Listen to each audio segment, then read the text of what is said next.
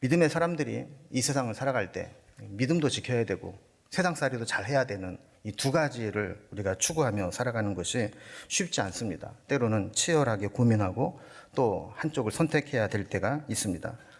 이 세상 사람들이 가는 길과 성경이 말하는 믿음의 길이 같은 방향이라면 뭐 별 문제가 없겠죠. 그러나 대세를 거스르지 않고 남들이 가는 그런 주류를 따라갈 거냐, 아니면 아닌 건 아니라 하면서 믿음으로 살아갈 거냐 하는 고민을 할 때가 있다라는 겁니다. 이런 고민의 주제가 되는 것 중에 하나가 돈 문제, 물질 문제입니다. 세상은 본능과 욕심을 따라가는 길을 선택합니다. 어떻게 하면 욕심을 채우고 내 마음에 원하는 것을 이룰 수 있을까 하는 것을 추구하게 만드는 거죠. 그러나 성경은 믿음의 사람이라면 그것보다는 하나님의 뜻을 따라 살아가는 길을 선택해야 된다라고 말씀하는 겁니다. 오늘 본문은 믿음의 사람들이 이 세상을 살아가면서 이런 물질의 문제, 경제관념에 대해서 어떻게 해야 될 것인가에 대한 교훈을 주고 있습니다. 믿음의 사람들은 돈 문제에 대해서 터부시하고 무시하고 살 수만은 없습니다. 현실적인 문제가 있기 때문에 그것을 그렇게 외면하고 살 수만은 없습니다. 그렇다고 해서 그것이 내 인생의 목표인 것처럼 거기에 지나친 애착을 가져도 안 된다고 성경은 가르치는 것이죠. 또 11절 말씀을 보면 오직 너 하나님의 사람아 이렇게 시작을 하면서 하나님의 사람이라면, 믿음의 사람이라면 이렇게 살아야 된다라고 이야기를 하는 겁니다.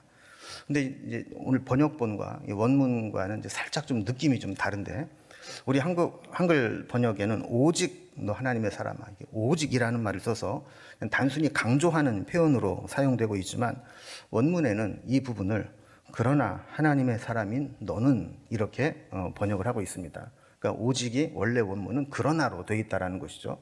그러니까 앞부분에 지금 이야기한 세상 사람들이 물질에 대해서 어떻게 생각하는가 하는 것들을 이야기하면서 그러나 하나님의 사람이라면 그것과는 다르게 살아야 된다라는 이야기를 하려고 하는 겁니다. 그래서 11절을 계속 보면 하나님의 사람은 피해야 될 것들이 있고 따라야 될 것들이 있다라고 이야기를 하죠. 이것들을 피하라 하는 것은 앞부분에 설명한 그런 물질의 욕심을 품고 살아가는 것, 이것들 피해야 된다라는 것이고, 도리어 의와 경건과 믿음과 사랑과 인내와 온유와 같은 경건의 열매를 추구하며 살아야 된다 하는 겁니다. 오늘 본문이 좀 길기는 한데 오늘 본문을 이해하기 위해서는 이 본문의 구조를 좀 먼저 이해하는 필요가 있습니다. 오늘 본문은 이제 샌드위치 구조로 되어 있는데 중간에 내용물이 있고 앞뒤로 뭔가를 감싸고 있는 것처럼, 샌드위치 구조는 중간에 이제 수신자에게 정말 하고 싶은 주제에 대한 이야기를 하고 그 앞뒤에 그 주제와 반대되는 이야기를 하면서 가운데 주제를 강조하는 형식으로 되어 있습니다. 그래서 중간 주제는 11절부터 16절에 나오는데 수신자인 디모데에게 주는 교훈입니다. 내용은 돈을 사랑하는 것과 부해지려고 할 때 생기는 어리석고 해로운 욕심을 피하고 도리어 하나님을 믿는 믿음으로 부유해져라 하는 권면이 주제입니다. 그리고 이 주제를 강조하기 위해서 앞뒤에 설명을 붙입니다. 그래서 앞부분인 6절에서 10절까지 보면 자족하는 마음을 가져라, 그리고 돈에 대한 욕심을 버려라 하는 말씀을 하고, 뒷부분인 17절에서 19절까지는 믿음의 사람 중에 부자인 자들에게 주는 권면을 하면서 돈 때문에 교만해지거나 믿음에서 벗어나지 않도록 하고 도리어 그 돈을 선용하고 올바른 데 베풀고 나누며 살도록 권면하는 것입니다. 자본주의 사회에서 돈은 뗄래야 뗄 수 없는 매우 밀접한 요인입니다. 자, 그렇다면 이제 하나님의 사람은 이 문제에 대해서 어떻게 해야 될까, 어떻게 살아가야 될까 하는 고민을 성경을 중심으로 한번 살펴봅니다. 먼저 첫 번째로는 우리가 돈을 접근할 때 돈이 가지고 있는 위험성, 해악을 분별할 수 있어야 된다는 겁니다. 오늘 본문 바로 앞절 5절에 보면 당시 교회 안에 이 돈 문제 때문에 생겨난 문제들을 지적하는 것을 보게 됩니다. 그래서 마음이 부패하여지고 진리를 잃어버려 경건을 이익의 방도로 생각하는 자들의 다툼이 일어났다 하는 겁니다. 여러분, 경건, 신앙, 하나님을 섬기는 것, 이것의 목적은 하나님을 섬기는 겁니다. 그런데 이 신앙을, 하나님을 자기 이익의 방도로 생각하는 자들 때문에 문제가 생기고 있다는 거예요. 여러분, 크게 본다면 통일교 같은 이단들, 이런 자들은 종교를 이용해서 돈벌이를 하고 자기 이익을 추구하지 않습니까? 그런데 일반 성도들도 그럴 수 있다라는 겁니다. 하나님을 이용해서 돈을 벌려고 하고 자기의 경제적 이익을 추구하려고 할 때 문제가 생길 수 있다라는 것이죠. 성경은 돈의 정체를 우리가 알아야 된다라고 이야기를 합니다. 오늘 본문에서 돈에 대해서 뭐라고 좀 설명하고 있는지 한번 정리를 해봅니다. 첫 번째로 돈에는 제한성이 있다는 겁니다. 그리고 우리가 살다 보면 돈이 정말 필요할 때가 있습니다. 그래서 돈만 있으면 다 해결될 것 같은데 그 돈이 없어서 참 힘들고 고생할 때가 있습니다. 그러나 이 돈은 시간과 공간의 제한을 가지고 한계가 있다는 것을 알아야 된다는 겁니다. 7절 말씀을 보면 우리가 세상에 아무것도 가지고 온 것이 없음에 또한 아무것도 가지고 가지 못하리니 그랬습니다. 우리가 뭐 꼭 성경이 아니더라도 공수래 공수거 그런 얘기 하잖아요. 그죠? 빈손으로 왔다 빈손으로 간다. 또 오죽하면 아이가 태어날 때 주먹을 펄끈 쥐고 부르르 떨면서 우는 거는 내가 세상을 다 훔쳐주리라 하는 본능이 있다는 것이고, 또 죽을 때 손을 탁 펴고 죽는 것은 그래봐야 가져갈 때 아무것도 가지고 갈 수 없다, 빈손으로 간다, 뭐 이거를 표현하는 것이라고 의미 부여를 하고는 합니다. 그러나 여러분, 돈이 필요할 때가 있고 중요한 것이 될 수 있기는 하지만 그것은 한계가 있습니다. 이 땅에 있을 때만 필요한 것이고 우리가 살아있는 동안에만 돈이 필요한 것이지, 우리가 죽고 천국에 가게 될 때 돈은 아무런 효과를, 영향을 끼칠 수 없다라는 겁니다. 그래서 돈을 볼 때에는 하나님이 이 땅에 사는 동안 우리에게 선용하라고 주신 것이다. 그래야지 영원히 붙들고 있을 것처럼 거기에 목매고 살면 안 된다는 겁니다. 두 번째로 돈은 위험성을 가지고 있다라는 겁니다. 여러분, 세상에는 잘 쓰면 매우 유익한 도구가 되지만 잘못해서 사고가 나면 흉기로 변하는 것들이 있습니다. 불도 그렇고 칼도 그렇고 자동차도 그렇고 다 그런 거 아니겠어요? 그 대표적인 것들이 돈입니다. 이 돈의 위험성에 대해서 9절에 이렇게 설명을 합니다. 부하려 하는 자들은 시험과 올무와 여러 가지 어리석고 해로운 욕심에 떨어지나니 곧 파멸과 멸망에 빠지게 하는 것이라 그랬습니다. 이게 부하려 하는 자들, 부하려 한다는 건 뭐냐면 필요 이상의 욕심을 품는다는 겁니다. 여기에 중요한 단어가 이 욕심을 품으면 시험, 올무, 여러 가지 어리석고 해로운 욕심, 파멸과 멸망에 빠지게 된다 그랬는데, 특히 떨어진다, 또 빠지게 한다라는 단어가 나옵니다. 여러분, 지금 이제 뉴스를 보면 큰 이슈가 되는 것 중에 하나가 캄보디아의 범죄 단체에 구금되어 있던 피의자가 지금 돌아오고 또 아직 구출되지 못한 피해자들이 있다라는 이제 뉴스입니다. 상당수는 피해자이면서도 피의자 신분으로 변한 사람들도 있습니다. 돈을 많이 벌 수 있다, 쉽게 벌 수 있다, 뭐 이 말에 속아서 한번 거기에 빠져들게 되면 구금이 되고 갇혀서 다른 사람을 속이고 피싱의 요인이 되면서 결국 거기서 빠져나오지 못하는 그런 구조가 되는 거죠. 이런 상태를 떨어진다, 빠지게 한다, 이런 단어가 가지고 있는 의미라는 겁니다. 한번 욕심에 매이게 되면 거기에서 벗어나지 못하고 그 굴레에 계속 갇히게 된다라는 것입니다. 여러분, 이 투자와 투기가 어떻게 보면 좀 한 끗 차이처럼 보일 때가 있습니다. 목회자들도 노후가 불안하니까 이 지인들의 꼬임에 빠져서 무리하게 투자를 했다가 어려움에 처한 분들이 종종 있습니다. 저 같은 경우도 그 주변에 있는 목사님들이 얼마나 다급하면, 제가 평소에 그렇게 뭐 돈 투구 지낼 사이가 아닌데도 불구하고 전화를 해서 좀 아주 급한 상황인데 돈을 좀 빌려달라고 뭐 그렇게 하는 분들이 있습니다. 여러분, 목사도 이런 부하려 하는 마음, 돈에 대한 욕심, 이것을 제어하지 못하면 이렇게 위험해질 수 있다는 것을 저는 느꼈습니다. 우리 삶에 있어서 이런 일이 얼마나 많이 있겠습니까?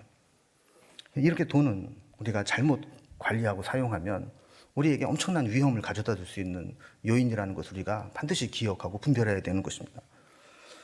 세 번째로, 돈은 악한 속성과 또 신앙과 반대되는 불신앙성을 가지고 있다는 겁니다. 돈 자체는 가치 중립적인 것이지만 돈을 어떻게 사용하느냐에 따라서 이것이 우리에게 심각한 악의 원인이 될 수 있다는 것이죠. 10절 말씀을 보면 심지어 돈을 사랑함이 일만 악의 뿌리가 되나니 이것을 탐내는 자들은 미혹을 받아 믿음에서 떠나 많은 근심으로 자기를 찔렀도다 그랬습니다. 그 돈 맛과 돈의 위력을 알게 되면 돈을 더 좋아하게 되고 돈을 사랑하며 돈에 점점 더 큰 애착을 갖게 되는 겁니다. 그것이 결국은 일만하게 뿌리가 된다고 경계합니다. 돈 때문에 좋은 관계가 파괴됩니다. 가족과 등을 지고 살기도 합니다. 심지어는 부부간에도 관계가 단절되는 경우가 있습니다.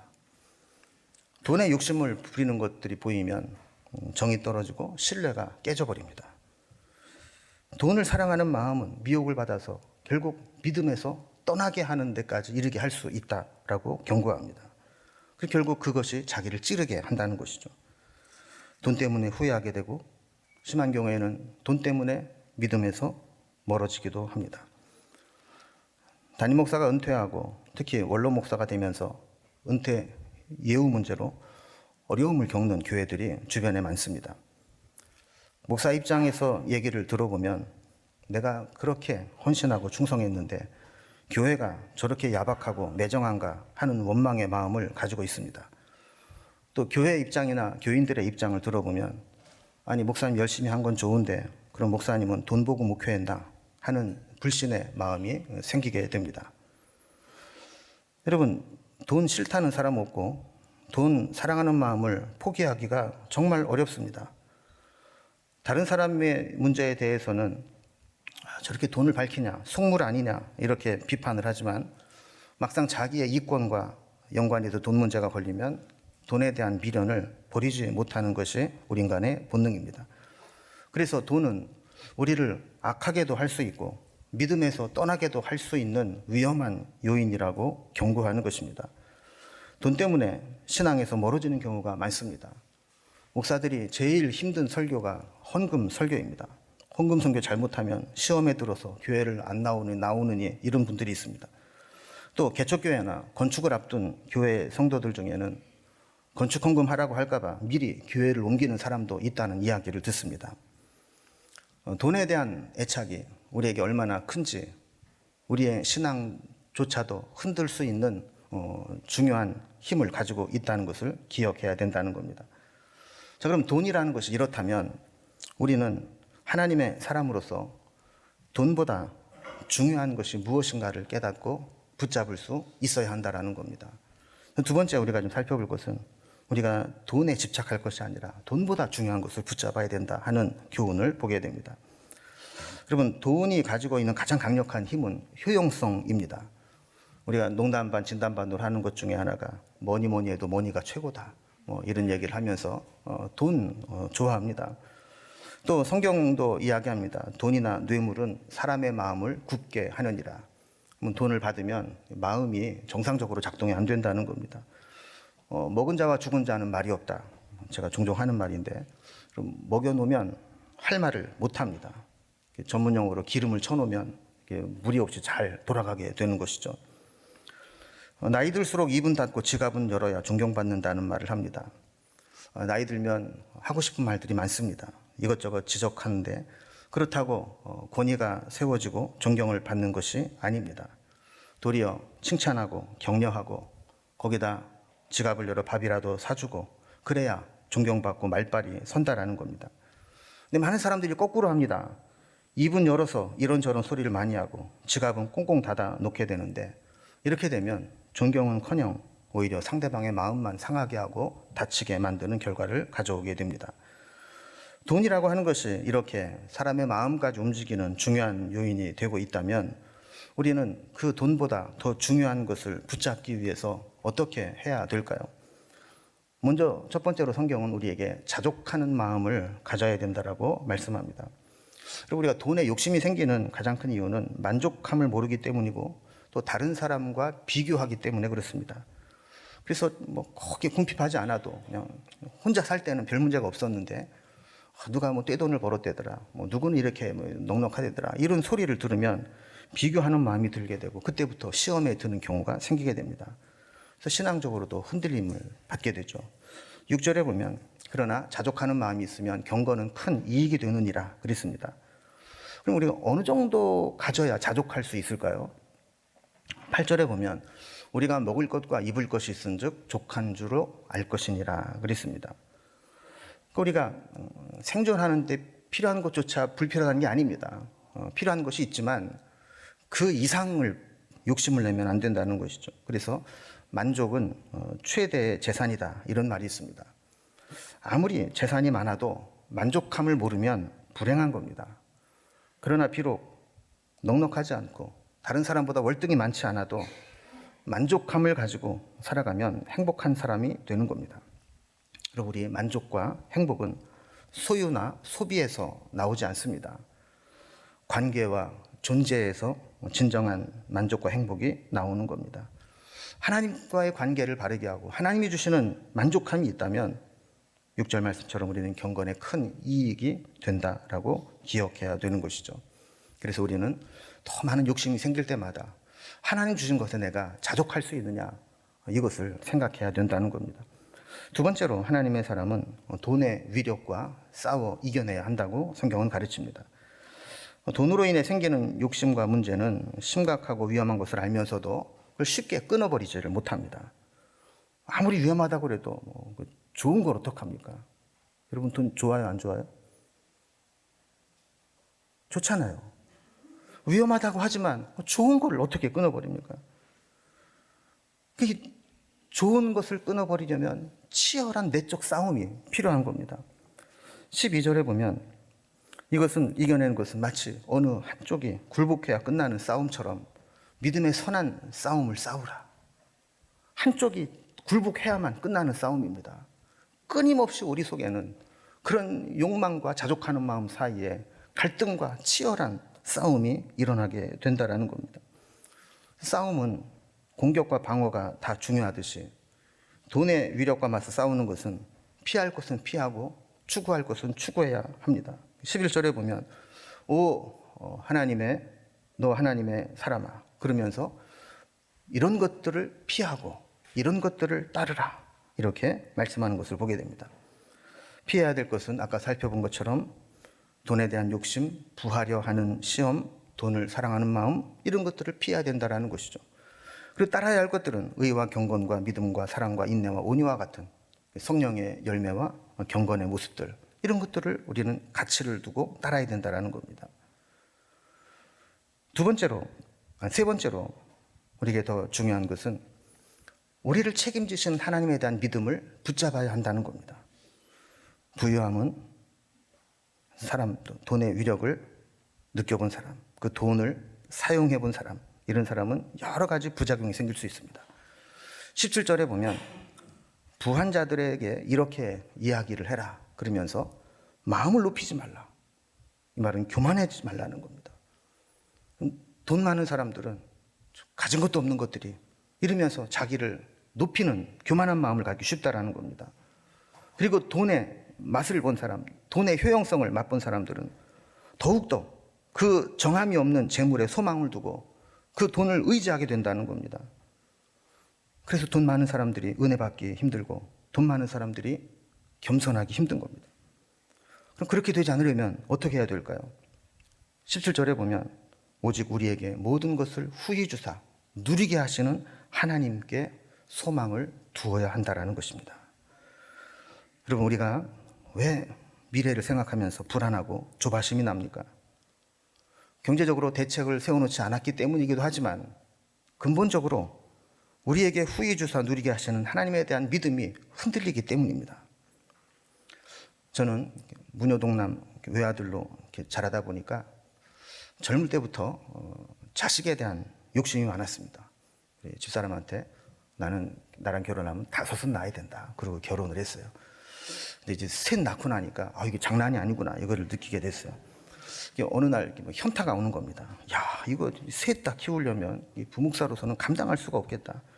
애들이 커나가면서 줄줄이 학원 가야지, 유치원 가야지, 이것저것 과외시키고 교육시켜야지. 그러니까 이게 돈이 장난이 아닌 거예요. 그래서 걱정이 드는 겁니다.